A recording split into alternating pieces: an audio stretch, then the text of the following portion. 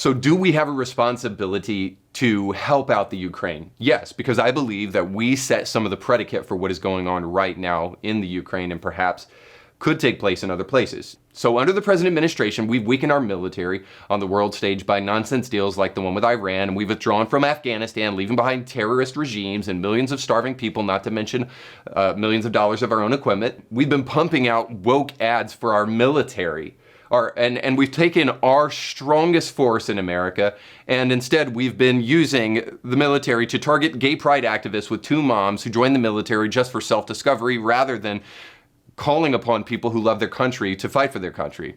We've also bragged about the promotion of a 4-star general trans woman, and you can bet that there's pictures of that news article in the Kremlin right now around urinals so that people can pee on it and laugh at America as they do so.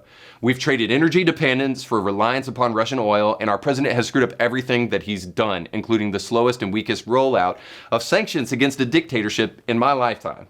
So Biden had intel back in November that this was going to happen and then still didn't act until the day before this invasion.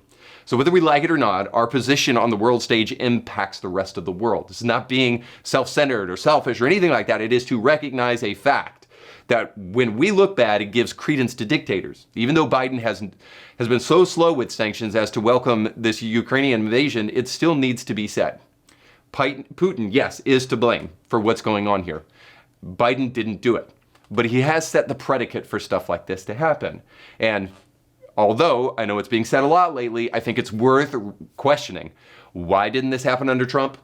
Why was Putin never going to invade the Ukraine under Trump? Well, you could say that's because he was a Russian cat's paw, but that's been so hackneyed and so tired and been proven to be totally false that I think we have to come to the other conclusion there, that Putin has been welcomed to do this kind of stuff because of the Biden administration, whereas Trump was more resilient when it came to foreign policy. I think that is a non-negotiable, obvious fact.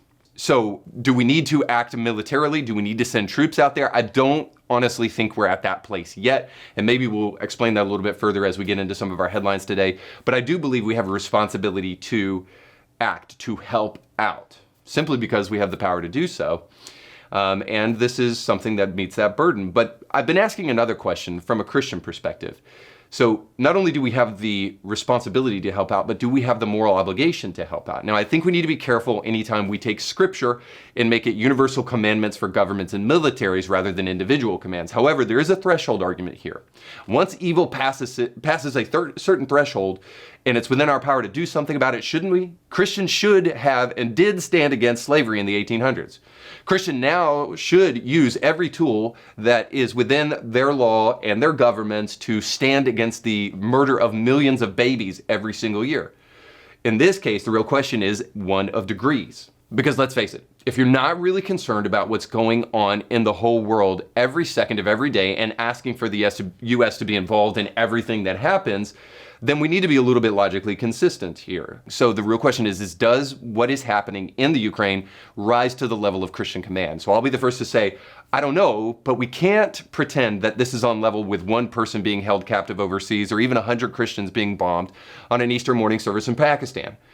We're not talking about either of those things. We're talking about probably 50,000 in Kiev alone that will lose their life, and who knows how many when all this is over. I encourage you to look at mothers holding shotguns in one hand and a baby in the other while they're fleeing for their lives while their husbands stay behind to defend their country and almost surely die. And then tell me that we do not have any Christian responsibility at all in the Ukraine. Clips like this. And you guys over there in the world leaders, you are just watching this happening. Sanctions is nothing. Please protest.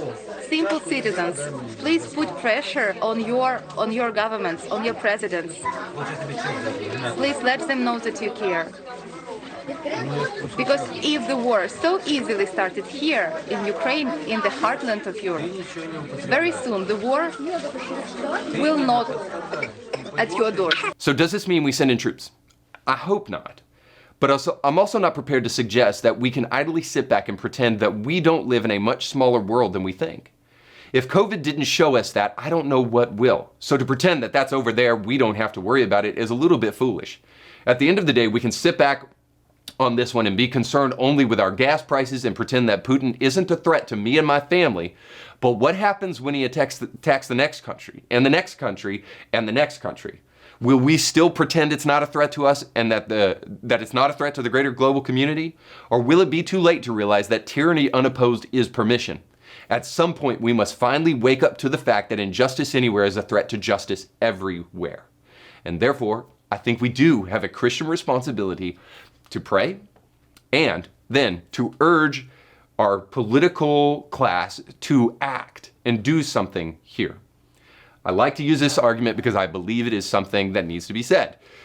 If there is a child in the next house over being raped and we don't do anything about it because we say something like, oh, well, I need to take care of my own home and it's none of my business what is happening over there. And if I can't take care of my own backyard, then I shouldn't be bothering what's going on over there.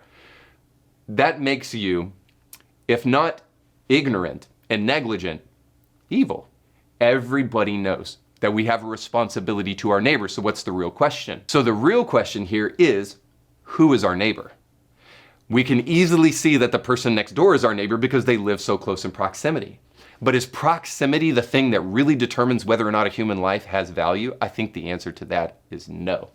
Therefore, I believe we have a moral obligation when we see travesties rise to the level of what inevitably will happen in the Ukraine, for Christians to stand up, to pray, and to let their voice be heard. You can catch brand new episodes of Indie Thinker with Reed Huberman every Monday and weekly bonus episodes to keep you thinking throughout the week.